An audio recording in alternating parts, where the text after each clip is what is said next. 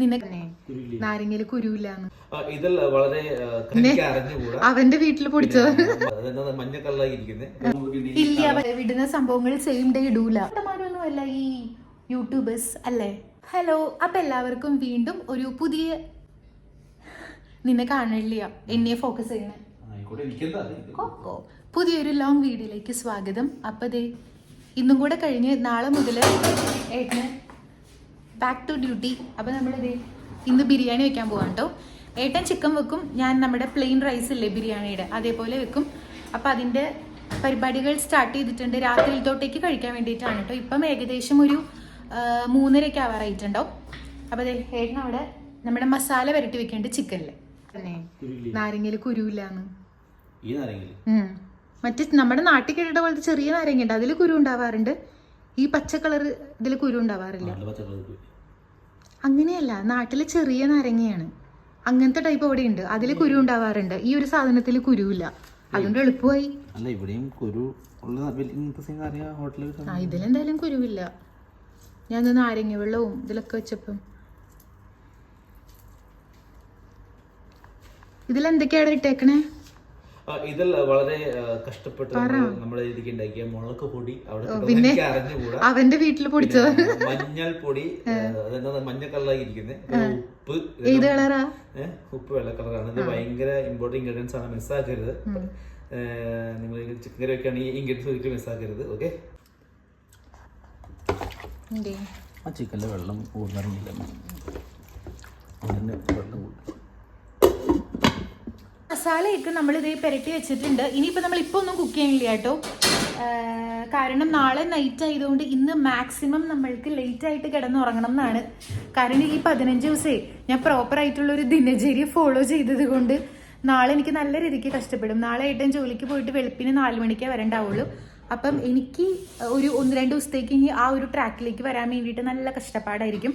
അപ്പോൾ ഇന്ന് നാട്ടിലേക്ക് ഇങ്ങനെ വ്ലോഗ് ചെയ്യണവരെ, ഇപ്പൊ നമ്മള് പുറത്ത് പോവാണ്, നമ്മൾ പൈസ ഉള്ള ആൾക്കാരാണെങ്കിൽ നാളെ വീട് ഒറ്റയ്ക്കായിരിക്കും. ഓക്കെ, എല്ലാവരും പുറത്ത് പോവാണ്, നമ്മൾ ഒറ്റയ്ക്ക് ബുക്ക് ചെയ്ത് പോകാം. ഇല്ല, പക്ഷെ അങ്ങനെയല്ല, ബുദ്ധിയുള്ള ആൾക്കാര് സെയിം ഡേ വിടുന്ന സംഭവങ്ങൾ സെയിം ഡേ ഇടൂല.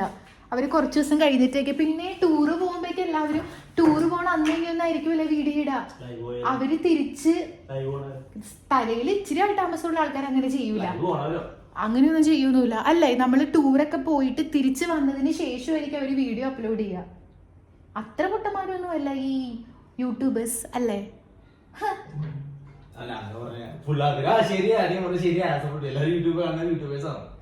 അല്ല, സാധാരണ ഇപ്പൊ കള്ളന്മാരൊക്കെ നമ്മുടെ നാട്ടിൽ പെരുകി വരികയാണ്. ആൾക്കാരെ ഉണ്ടെങ്കിൽ പോലും പിന്നെ ഇഷ്ടം പോലെ ആൾക്കാരുടെ അടുത്തുനിന്ന് കളവൊക്കെ പോണില്ലേ. അപ്പൊ നമ്മൾ കുറച്ചു നേരം ഇനി ചായയൊക്കെ കുടിച്ച് റെസ്റ്റ് ചെയ്തിട്ട്, എപ്പോഴും റെസ്റ്റാണ് ഈ 10-15 ദിവസമായിട്ട്. നാളെ മുതൽ ഇനിയിപ്പോൾ ഞാൻ പണിയെടുക്കണം. അപ്പോൾ നമ്മൾ ചായയൊക്കെ കുടിച്ചിട്ട് നമ്മളിനി ബിരിയാണി വെക്കണ സമയത്ത് നമുക്ക് കാണാം. അപ്പോൾ ഞാൻ വെള്ളം വെക്കാൻ പോണേയാണ് കേട്ടോ, അരി കഴുകി ഇടാൻ വേണ്ടിയിട്ട്, അല്ല അരി തിളപ്പിക്കാൻ വേണ്ടിയിട്ട്. അപ്പോൾ ഉപ്പൊക്കെ ഇടുന്നുണ്ട്, പിന്നെ കുറച്ച് നാരങ്ങ നീരും കൂടെ ഞാൻ അതിൽ പിഴിഞ്ഞൊഴിക്കൂട്ടെ. ഞാൻ നാരങ്ങ നീരല്ലെങ്കിൽ ഓയിലാണ് ഞാൻ ഒഴിക്കാറ്. ഓയിൽ നമ്മുടെ അടുത്ത് നിന്ന് കഴിഞ്ഞിട്ടുണ്ടായിരുന്നു. പിന്നെ മുഴുവൻ മസാല എല്ലാം ഒന്നും ഉണ്ടായിരുന്നില്ല, എന്തൊക്കെയോ ഉണ്ട്. ബെയിലീസ് നിറയിരിക്കുന്നുണ്ടായിരുന്നു. അപ്പം അങ്ങനെ ബെയിലീസ്, ഗ്രാമ്പും ഉണ്ടായിരുന്നു, കറുവപ്പട്ട ഉണ്ടായിരുന്നു, മറ്റേ സ്റ്റാറും കാര്യങ്ങളൊന്നും ഉണ്ടായിരുന്നില്ല. അപ്പം എൻ്റെ കയ്യിൽ ഉള്ള എല്ലാ മസാലകളും ഞാൻ അതിലേക്ക് ഇട്ട് കൊടുത്തിട്ടുണ്ടായിരുന്നു. പിന്നെ ഇതേ ഒരു പകുതി നാരങ്ങ ഞാൻ പിഴിഞ്ഞൊഴിക്കുന്നുണ്ട് കേട്ടോ. നമ്മൾ എന്തെങ്കിലും ഒരു കാര്യമില്ല ഇങ്ങനെ റിപ്പീറ്റ് ചെയ്ത് ചെയ്തുകൊണ്ടിരുന്നു കഴിഞ്ഞാൽ അത് ഭയങ്കര പെർഫെക്റ്റ് ആയിട്ട് വരും എന്നുള്ളതിന് ഒരു എക്സാമ്പിളാണ് എൻ്റെ ബിരിയാണി. കാരണം എൻ്റെ ഓർമ്മ ശരിയാണെങ്കിൽ ഒരു ഡിഗ്രിക്കൊക്കെ പഠിക്കുമ്പോൾ മുതൽ ഞാൻ ഇടയ്ക്കിടയ്ക്ക് വീട്ടിൽ ബിരിയാണി ഉണ്ടാക്കുമായിരുന്നു.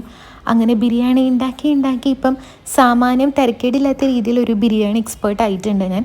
അന്നൊക്കെ ഉണ്ടാക്കിയ സമയത്ത് നമ്മൾ ദം ബിരിയാണി ഇല്ലേ, മിക്സ് ചെയ്തിട്ടുള്ളത്, അതാണ് നമ്മൾ ഉണ്ടാക്കാറ്. ഏറ്റവും ആദ്യമായിട്ട് ഞാൻ അങ്ങനത്തെ ഒരു ബിരിയാണി ഉണ്ടാക്കിയത്, എനിക്കൊരു ഫ്രണ്ടുണ്ട്, അവൻ്റെ ഉമ്മ പറഞ്ഞു തന്നിട്ടുള്ളൊരു റെസിപ്പി വെച്ചിട്ടാണ് നമ്മൾ ചിക്കൻ ബിരിയാണി മിക്സ് ചെയ്തിട്ട് ദമ്മായിട്ട് ഉണ്ടാക്കിയിട്ടുള്ളത്. ആ ഒരു ഫസ്റ്റ് ഉണ്ടാക്കലിൽ തന്നെ സംഭവം അടിപൊളിയായിരുന്നു കേട്ടോ. പക്ഷേ ഇപ്പം ഇങ്ങനെ ഏട്ടൻ ചിക്കൻ കറി ഉണ്ടാക്കണോണ്ട് ഞാനിങ്ങനെ സെപ്പറേറ്റ് ആക്കിയിട്ടാണ് ഇപ്പം മിക്കപ്പോഴും നമ്മൾ ബിരിയാണിയുടെ റൈസ് ആക്കിയിട്ട് അങ്ങനെ ഉണ്ടാക്കാറ്. അപ്പോൾ ഞാൻ രാവിലെ നമുക്ക് ഉപ്പുമാവായിരുന്നു കേട്ടോ. അപ്പോൾ അതിൻ്റെ ബാക്കി ഒരു പകുതി കഷ്ണം ക്യാരറ്റും കുറച്ച് ബീൻസും കൂടി ഇരിക്കണ്ടായിരുന്നു, അത് ഇതിലേക്ക് ഇട്ടു ഞാൻ. അല്ലെങ്കിൽ ഞാൻ കുറച്ചും കൂടെ ബീൻസും ഒരു കംപ്ലീറ്റ് ക്യാരറ്റൊക്കെ ഞാൻ അതിൽ ഇട്ട് കൊടുക്കാറുണ്ട്. ഇപ്പം ഇനിയിപ്പോൾ എക്സ്ട്രാ വാങ്ങിക്കേണ്ട, ഉപ്പുമാവിന് വേണ്ടിയിട്ട് നമ്മൾ യൂസാക്കിയത് ബാക്കി ഇരിക്കണ്ടായിരുന്നു, അത് വെച്ച് അഡ്ജസ്റ്റ് ചെയ്യാമെന്ന് വിചാരിച്ചു. പിന്നെ റൈസ് ആണെങ്കിലും നമ്മുടെ അടുത്ത് കുറവായിരുന്നു, നമ്മൾ എപ്പോഴോ വാങ്ങിച്ചതിൻ്റെ പകുതി ഉണ്ടായിരുന്നു, ആ റൈസ് വെച്ചിട്ടാണ് ചെയ്തത്. ഇത് അപ്പോഴത്തേക്ക് നമ്മളുടെ ചോറ് തിളച്ചിട്ടുണ്ടായിരുന്നു. അപ്പോൾ അത് പിന്നെ പൊന്തി വരാതിരിക്കാൻ വേണ്ടിയിട്ട് നമ്മൾ നമ്മുടെ മൂടികയുടെ പാത്രം കമത്തി ഒരു ചെറിയ ഗ്യാപ്പ് ഇട്ട് കൊടുത്തിട്ടുണ്ട് കേട്ടോ. അത് ഈ ഒരു കഷ്ണണ്ടിയിൽ 50 ഗ്രാം നമ്മൾ വാങ്ങിച്ചത്, അതിന് 3.12 ദിർഹംസ്, 3.12 ദിർഹംസ് ആയിട്ടുണ്ടായിരുന്നേ. ബാക്കി കഷ്ണണ്ടിയും ഒക്കെ നമുക്ക് ഉണ്ടായിരുന്നു. നമ്മൾ മറ്റൊരു നട്ട്സിൻ്റെ മിക്സ് അല്ല, കഷ്ണണ്ടിയല്ല മുന്തിരി, നട്ട്സിൻ്റെ മിക്സ് മേടിച്ച കൂട്ടത്തിൽ നമുക്ക് മുന്തിരി ഉണ്ടായിരുന്നു. അപ്പോൾ കഷ്ണണ്ടി മാത്രമേ നമ്മൾ സെപ്പറേറ്റ് വാങ്ങിച്ചു വെച്ചിട്ടുണ്ടായിരുന്നു കേട്ടോ. ഭയങ്കര വിലയാണ് ഈ സാധനങ്ങൾക്കൊക്കെ, കഷ്ണണ്ടി മുന്തിരി നട്ട്സിനൊക്കെ പൊതുവേ വില കൂടുതലാണല്ലോ. അപ്പോൾ ഇത് അങ്ങനെ നമ്മളുടെ ചോറ് സെറ്റായിട്ടുണ്ട് കേട്ടോ.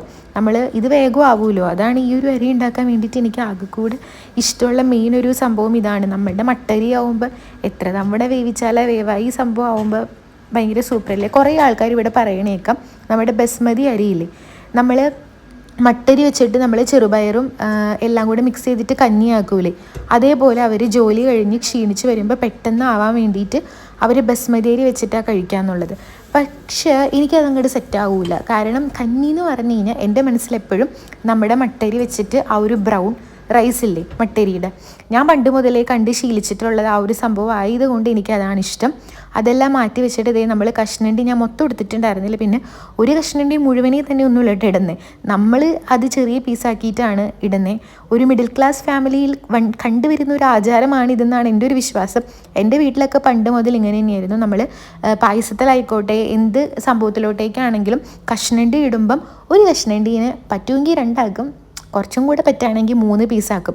അപ്പോൾ നമുക്ക് കുറച്ചും കൂടെ ക്വാണ്ടിറ്റി കൂടുതലുള്ളതായിട്ട് തോന്നുമല്ലോ.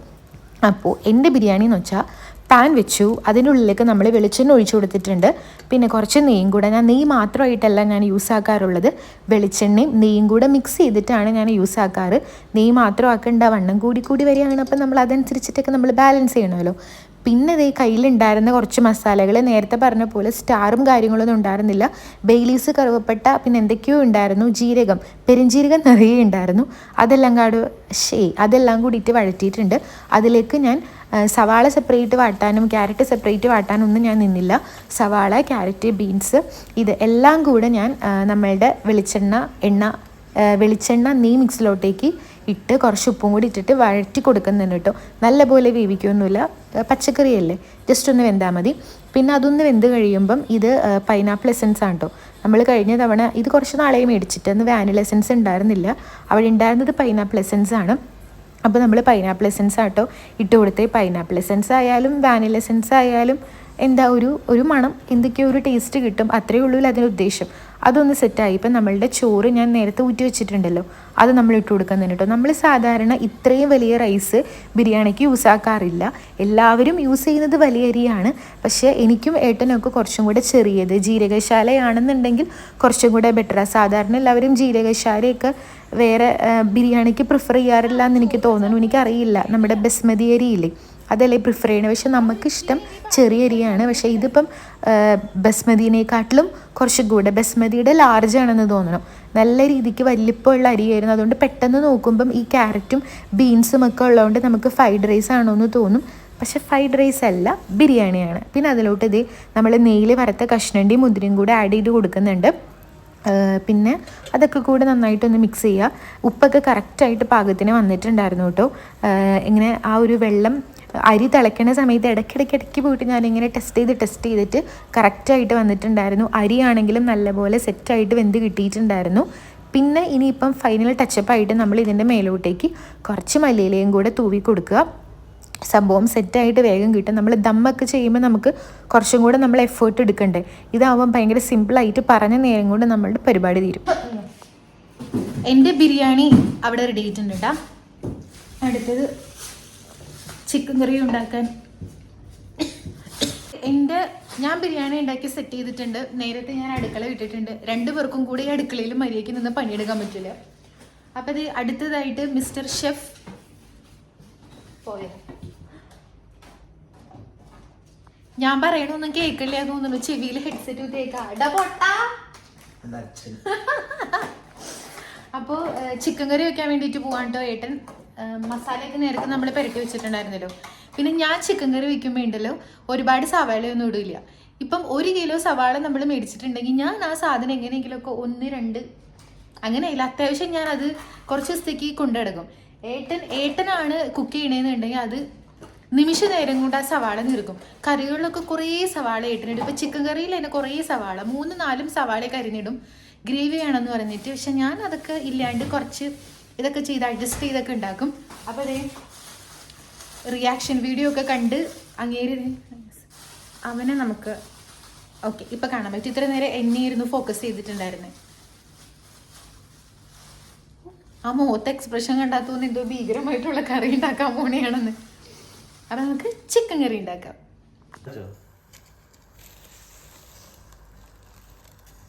എന്റെ കൈ മതിയാ? ഇതിലിപ്പോ എന്തൊക്കെ ഇട്ടേ?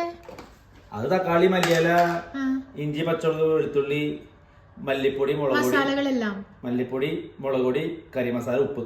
എന്നിട്ട് ഇത് വഴറ്റൂലേ? മിക്സിലടിക്കും.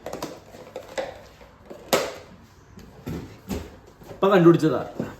നന്നായി.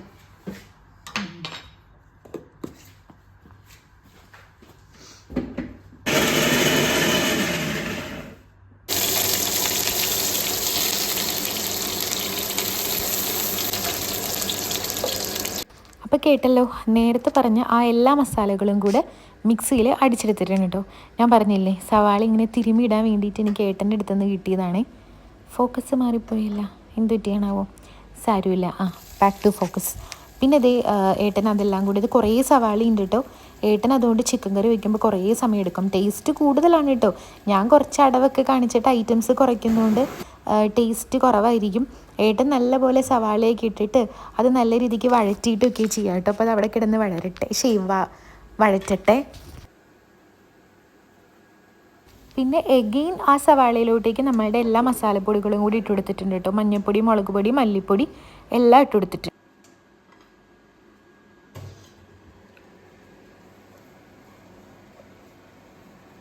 ഈ ഷോട്ടെ ഞാൻ സത്യം പറഞ്ഞ സ്ലാബിൻ്റെ മണ്ടയിൽ കയറി നിന്ന് കഷ്ടപ്പെട്ട് എൻ്റെ ജീവൻ പണയം വെച്ച് ഞാൻ എടുത്ത ഷോട്ടാണ്. വെറൈറ്റി ആയിട്ടില്ലേ? പിന്നെ ഇതേ കുറേ നേരം എടുത്തു കേട്ടോ മസാല വാടി കിട്ടാൻ വേണ്ടിയിട്ട്. പിന്നെ ആ മസാലയിലോട്ട് ഏട്ടൻ തക്കാളി ഇട്ടിട്ടുണ്ട്. തക്കാളി വേവണേന് മുന്നേ തന്നെ നമ്മൾ ചിക്കൻ്റെ പീസും കൂടെ അതിൽ ആഡ് ചെയ്ത് കൊടുക്കുന്നുണ്ട് കേട്ടോ. ഇനി അത് അവിടെ കിടന്ന് വെന്തോളൂ.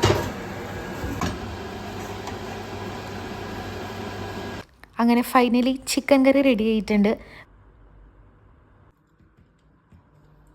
നിങ്ങൾ ഉണ്ടാക്കിയത് കൊണ്ട് പറയണതല്ല കേട്ടോ, നല്ല രസമുണ്ട്. റൈസും അടിപൊളിയായിട്ടുണ്ട്, ചിക്കനും അടിപൊളിയായിട്ടുണ്ട്. അപ്പോൾ അതേ ഞങ്ങൾക്ക് കൊതി സഹിക്കാൻ പറ്റാത്തതുകൊണ്ട് ഒരു കുഞ്ഞി പാത്രത്തിൽ ഇതേ ഇത്ര എടുത്തിട്ട് നമ്മൾ എന്താ പറയുക, നമ്മുടെ കൊതി അങ്ങ് മാറ്റാൻ പോവുക. 7:30 ആയിട്ടുള്ളൂ, ഭക്ഷണം കഴിക്കാനുള്ള സമയമായിട്ടില്ല. ഞാൻ നേരത്തെ പറഞ്ഞ പോലെ എത്രത്തോളം വൈകിക്കിടന്നു അത്രത്തോളം നല്ലതാണ് എനിക്ക്. അപ്പോൾ നമ്മളെ എല്ലാവരും ഇങ്ങനെയൊക്കെ തന്നെ ഇരിക്കും ഉണ്ടാക്കണേ. പക്ഷെ ഭയങ്കര സിമ്പിളല്ലേ, വേഗം നമ്മുടെ പണി കഴിയും, അടിപൊളിയാണ്. ഞാൻ ദം ചെയ്തിട്ട് ഉണ്ടാക്കാറുണ്ട്, പക്ഷെ ഇപ്പോൾ കുറേ ആയിട്ട് ഇങ്ങനെ സെപ്പറേറ്റ് ആക്കിയിട്ട് ഉണ്ടാക്കണേ. അപ്പോൾ അതേ കൊതി സഹിക്കാൻ പറ്റണില്ല, ഞങ്ങൾ പോയി കഴിക്കട്ടെ. അപ്പം അത്രേ ഉള്ളൂ, അടുത്ത വീഡിയോയിൽ കാണാം. ഒരു ബൈ ബൈ പറഞ്ഞു.